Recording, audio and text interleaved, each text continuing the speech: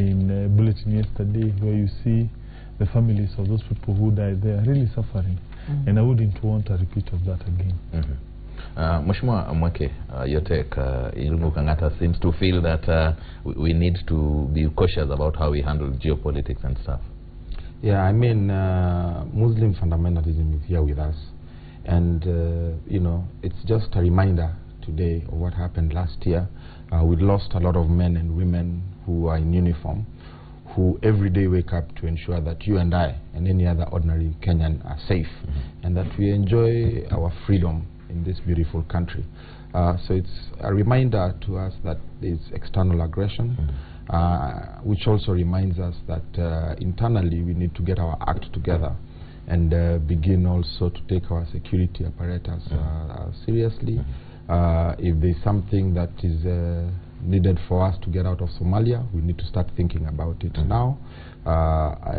It wasn't a permanent mission, and I think our mission has been successfully accomplished, and we should now focus on protecting our borders and not the invasion of a different country, and ensure that the corruption that happens along our borders, to ensure the terrorists come in, doesn't happen anymore, and ensure that our immigration and security officers across the borders are well trained to ensure that we don't allow people who are coming in to harm our internal security. They don't come in, and so on and so forth. So yeah, but again, we remember the people who lost their lives and their families. Yes, first to remember our soldiers. I know it was a very painful process. Indeed it was. Indeed. But at the same time, as government, I think it is important, and I hope the National Assembly can help us. I think it's time we have a fund for our soldiers, those who have retired, and even those who are still there. But soldiers never retire. I know, they retire when they die. So I think as a country we need to start thinking about that. On those lines. On those lines. And I hope also the members of the National Assembly who have CDF, you know, the families, those who are bereaved. I believe the member can visit some of these families. It's always good to just know how they are moving on, their children. When I looked at the clips on TV, I felt that while we even blame, I think even the leadership just starts from that local level, where you believe I had a family where I buried a soldier who had gone to fight for my country to protect. But at the same time, as we speak, you know, it is a very complex thing. And Somalia and Kenya is like one country, to be very honest. Because you find your brothers on the borders of those borders. It's like they have the Uganda-Kenya border. They are the ones who know all these things. You find some of them are their cousins who even do some of the worst things that we have. And we live with them here. So I think while we are reforming education, let us go back 20 years down the line and ask ourselves, how did we invite our brothers from Somalia when they started their challenges and conflict in the country?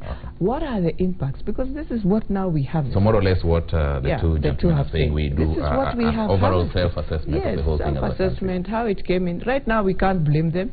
They are now some of them Kenyans because of our international laws. Thank you. So it is something as moving on as a country. Thank you very much. We need to sit and viewers, that story is captured in detail on pages 10 and 11 of the Standard this morning. Sources revealed that about 173 Kenya Defence Force soldiers were in the camp during the attack on the fateful day at El Ade. This goes out to all the families who lost their loved ones. We owe you, we salute you, our gallant soldiers. We owe you, we respect you, and we thank you very much for taking good care of the security of this country. Moving on swiftly, page 1 of the Standard has a rather sad story. The drought situation in Baringo and other areas. I don't know what the pictures there are of mothers, and so I will start with you, Beatrice. What is happening? Very unfortunate, and that's why I say whenever there is any disaster in the country, that's when the face of a woman now comes out clearly. And when I look at the Baringo mothers who are now picking wild berries to prepare a meal for their family, it is sad. But I also want to ask not just the government. I'm going by I mean, it's now time for us to look at our scorecards. And if members, we have CDF. Now I'm going to the MP of Tiaty, who is my very That's good friend. Asman Abongotum Kamama. Yes. And I just want to plead with him. I know it's very difficult for him because it always hits his ground. Every time we're in drought, Baringo is caught. So for them, I think they need to come together. All the leaders, look at it, the governor. And before we get to this, I remember Red Cross was also doing a very good project. I don't know, and it's within Tiaty also, on food security. And I don't know where now, whether they were able to harvest or they got challenges because it's a dry area. I remember what happened in Turkana some time back. It was worse off than this, but yes, now you can it has peaked. So I will plead to all of them, and I'll plead to the governor of Baringo, but also now to the national government that we don't need to get to this level. The gubernatorial position is here. Are you people having provisions for taking care of such situations? No, we are not. And this is where you see a big conflict in policy. It's sad that you can see a situation like this, and yet you know drought is a cycle. You even saw the CS of water the other day saying that in every 4 years there's 1 year that's going to be bad. So it's something that's known. You know it's coming. So why don't you plan for it? And this is the conflict we have with the national and county governments in devolved functions. Agriculture and water is a devolved function. So we are the ones who are supposed to be, as the counties, operationalizing some of these things, drilling the boreholes, making sure the farmers food have security. No. Those food security things, disaster planning, policy is on the national level. But what you find is the national ministries of agriculture, the national ministries of water, they're more interested in providing the farmers with fertilizer, going to drill dams, going to open water projects, which are county functions. And their functions are supposed to be exactly this. They're supposed to be sitting down in their ministries and thinking, 5-10 years from now, there's going to be a drought.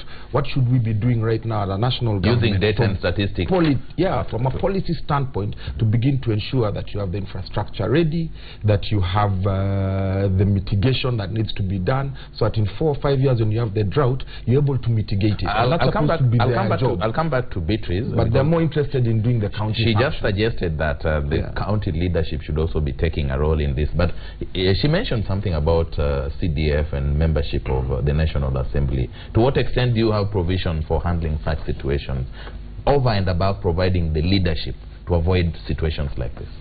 The role of a member of parliament in such situation is quite limited. It is true, one has CDF, one can utilize what we call emergency fund, but the emergency is usually a very small vote. In fact, you'll find in such kind of a constituency, we now have we do have a situation where now almost every constituency is getting about 80-something million. There was a reduction, meaning the allocation for emergency is now about, I would imagine, about 3 million. So 3 million, the best a member of parliament can do is to provide relief food. So meaning the actual transformation of people cannot be undertaken using CDF. The person or the entity which is in charge of transforming the people's life and ensuring that we don't have this situation is not the national government, it's not CDF, it is the county government. I disagree with my friend here. He's talking about policy. Policy cannot help them. Policy are merely papers.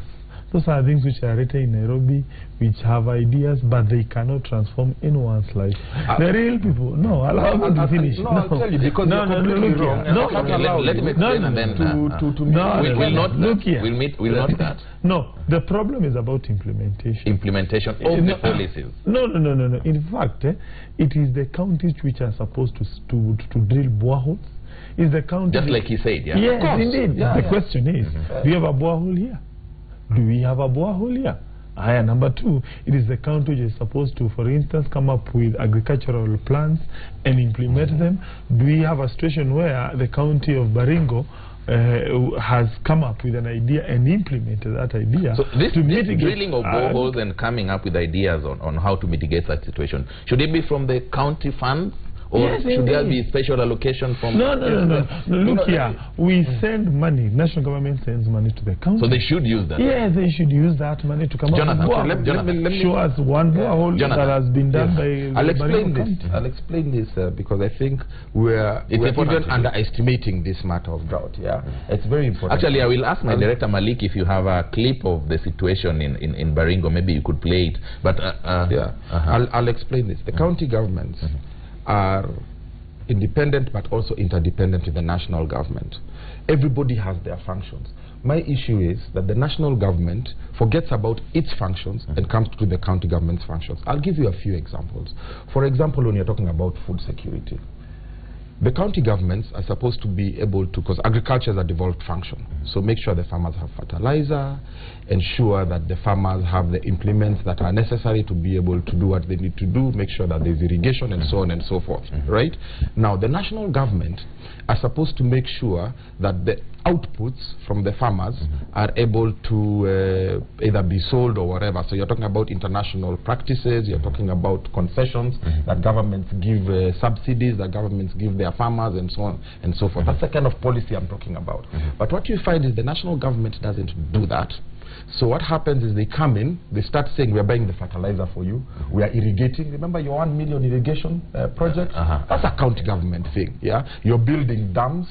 You see, you're all over the place trying to building dams. Do you think... Gentlemen,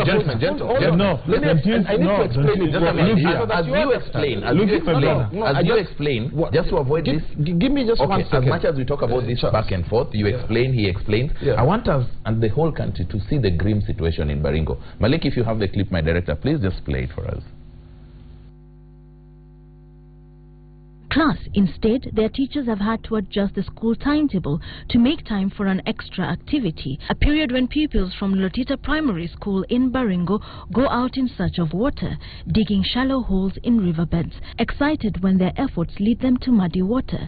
The long dry spell has caused seasonal rivers to dry up, causing locals to move around in search of the precious commodity, taking their children with them. 10 schools and 19 early childhood centers in the area did not reopen for the first school term. Many others are still grappling with absenteeism among students.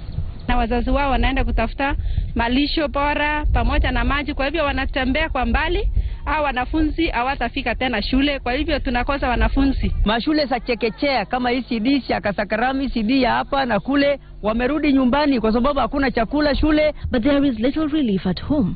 At Chesakam village, residents camp by the river with the women watching over the boiling pot.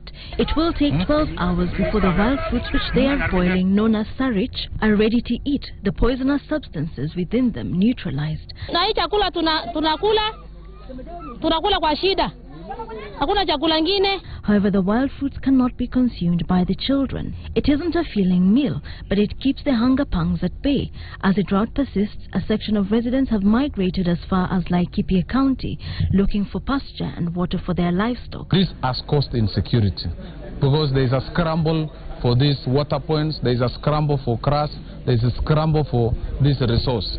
Last week, the government unveiled plans to cushion vulnerable counties during the dry season. Officials revealing that the government had set aside 21.6 billion shillings to be used between November 2016 and July 2017. The measures to be taken include distribution of water and relief food, construction of infrastructure to ensure harvesting and storage of water. Measures locals here are yet to benefit from.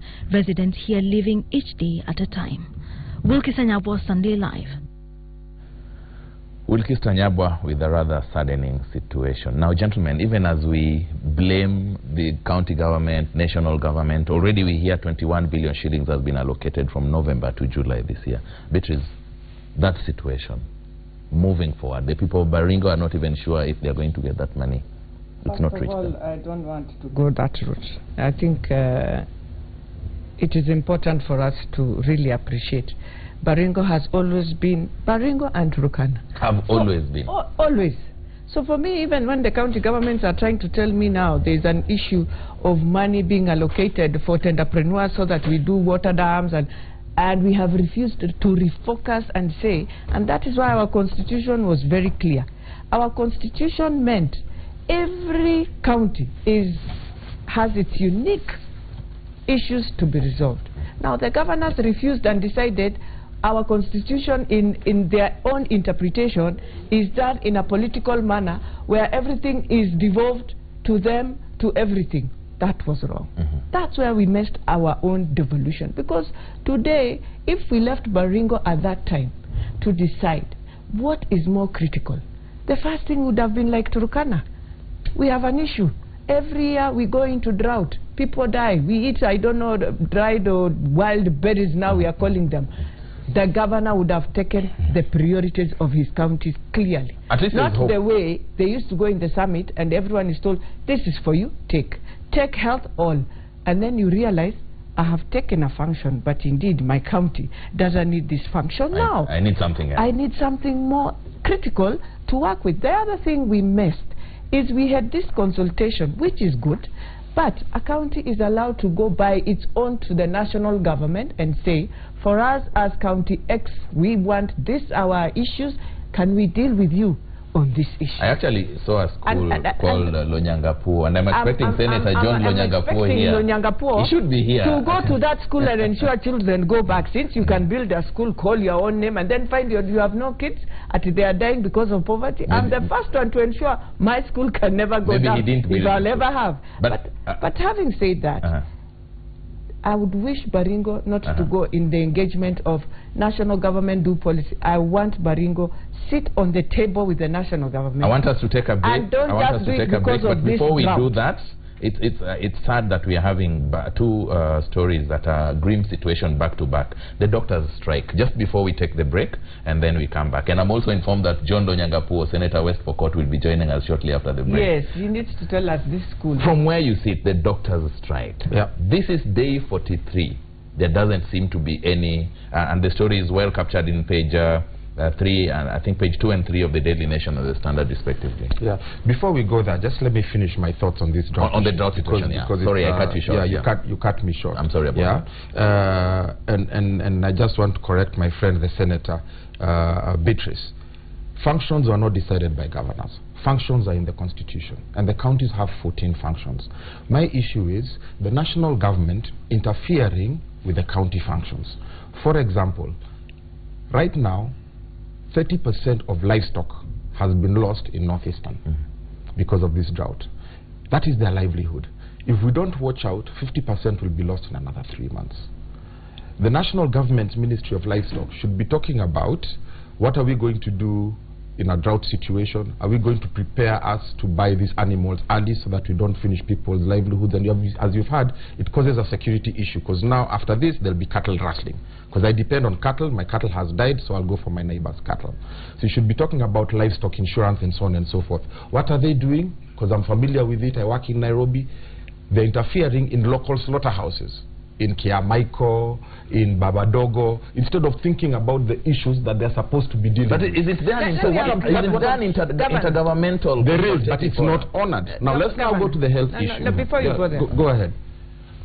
I would wish, for once as a country, we look at all these issues not on a political dispensation. Precisely, because Kenya has a suffering. But let me talk and people don't listen. Now that the president has renovated Kenyatta Market, did he interfere? I think he renovated looking at Kenyans at Kenyatta Market, that life was going down. You've come in, you've renovated. He has handed it back to you. In fact, I hope, I'm not saying you. I'm just hoping now your guys in the office will not at one point, one day, you find in the audit report that they did Kenyatta Market. What you should be doing at the government level, if the national government has done one thing, it has reduced you a burden using their money. They're not coming to ask you to pay them back. Use the money now that they have left you that you would have done. Isn't that a good thing? It's a fantastic good thing. I don't understand why we feel... Okay, you made the point. Isn't that a good thing? It's a fantastic good thing, and that's how we are supposed to work. But you work with consultation, where you say, okay, fine, I know this is your function, but since you need it, do this. We also ask, sometimes you have functions that we need to do, and we are strained as a county. We ask the national government to help us. So this consultation works? Yes, and the Constitution also allows delegation of functions. What we don't like, and that's what causes these problems, is when you're overridden by the national government on your functions, you have no clue. Are you people just playing insecure or something? It's not playing insecure, and it's not politics, because this livestock issue, I've been dealing with it with the Ministry of Agriculture now for 1.5 years. We've gotten the intergovernmental unit involved, the one by Karega Mutai, nothing. Yeah, and then you still have people interfering in inspection of meat. One thing. When you're interfering in such small functions, you're wondering, why, if you did your job, when we don't have situations like the drought situation. I pray that we see. I pray that we see an end to this. You have just said one good thing: interfering with inspection of meat. Meaning, if anyone dies, it's not county anymore. It is the president being questioned. Why did poisonous meat? No Kenyan will understand. So what you're saying, I'm just saying. 1 minute. Jonathan, 1 minute. Whose responsibility is it to inspect meat? No. Just tell me, for example. In the end of the day, that is why I want them to look at. You see, like the health sector. Why are we ailing? It's because of this, and Kenyans don't understand. Anything that deals with human beings, me, I would have wished. You sit in the Senate. You sit in the Senate. How come you people have not recommended that some of these functions that are contentious be taken back to the national government? Politically, I'll come back to you. Oh, good. I'll tell you. Irungu. Well, while you talk about this, please also include the doctor's strike. We have about 5 minutes to take a commercial break. Well, the Constitution is very clear. Some of these functions cannot be reverted back to the national government. Until after some time. No, you can't. Forever. No. So meaning, once you devolve, unless, of course, you follow what the Constitution provides. You sit down, one level decides probably to take it back. So without that, and there's no indication that the counties are willing to let go some of these functions. The current situation is going to obtain. Of course, we can as well revert to changing the Constitution, which to me, that again is quite tedious, and most likely there will be a perception that Jubilee government wants to undo key pillars of the Constitution, which devolution is quite a key pillar of the devolution. So you think the Jubilee government is playing cautious? No, we let Kenyans suffer rather than No. You see, the Constitution also has, to me, another mechanism of ensuring those services are provided in a proper manner, which is the people have the right to vote out bad county leaders. So if they mismanage at that level, I would urge Kenyans as we approach August 2017 to vote out these governors who are supposed to provide water services. They are not doing so. Who are supposed, for instance, to be drilling boreholes. They are not doing so. Even this negotiation regarding the doctors' strikes, ideally this is a matter of the governors. We don't pay 90% of our doctors. The national government pays only about 10%. The rest are devolved, meaning even these negotiations, strictly speaking, should be done by the governors. So the point is, we took up a constitution which provided certain key things. One includes the evolution of key services, and we must live up to it. Now, probably to reply to some of the averments that have been said by my colleague here. One, in terms of the doctor strike, from where I sit, to me, I think medicine is the most noble profession, that we really need to sit down and talk with those doctors. And probably I also belong to the school of thought they need to be paid well. But on the other hand, surely, let us also be human. One, the government does not have a huge chunk of money that every time you squeeze it, it's able to give out to you. So also be sensitive to the government also. It has other engagements. If you pay one sector so much, you're going to have what we call copycat strike by other workers. The doctors have been waving around something called a CBA, collective bargaining agreement, which the government says is not binding. Well, there has been a court declaration regarding the legality of that. So are we saying our doctors just woke up one day and drafted something and said we have agreed with the government? Well, the point is it was signed, but it ought to have been registered. Now that it was not registered, the court has made a declaration that no one can rely on a document that is yet to be registered. I'll come back to you, but do you think this is the best way to handle this, Doctor? But from where I sit, I strongly believe that the doctors, surely, they should also be sensitive to the patients from where I sit. Do you think this is the best way to handle this thing? If it was not registered, so we tell them that thing is not binding and all? Well, now that is how that's a problem now when you deal with the legal matters, and I just hoped the doctors at that time would have thought of that. But having said that all, I want to go just the way Mheshimiwa Kang'ata is saying. I think also, you know, there were days when you entered doctor's office, and the doctor will look in your eyes as a patient, and you'll feel, indeed, I even don't need the drug anymore. I am healed. But I want to tell our doctors, you know, when you continue like this, even Kenyans start now, and Matiang'i has brought in this doubt now. People start even really doubting, because they'll wonder now, there is that sensitivity, and there is that, yes, this is my right. And for us, there are few careers when you go in. You know, there are careers where you carry your values so high. Now that is the challenge. Even at the point of being trodden on? No. Now that is where now media comes in. And I'm just saying, it's a very natural. There are 5, like when you do engineering, when you do doctor, when you do teaching, when you do architect, people who think through things.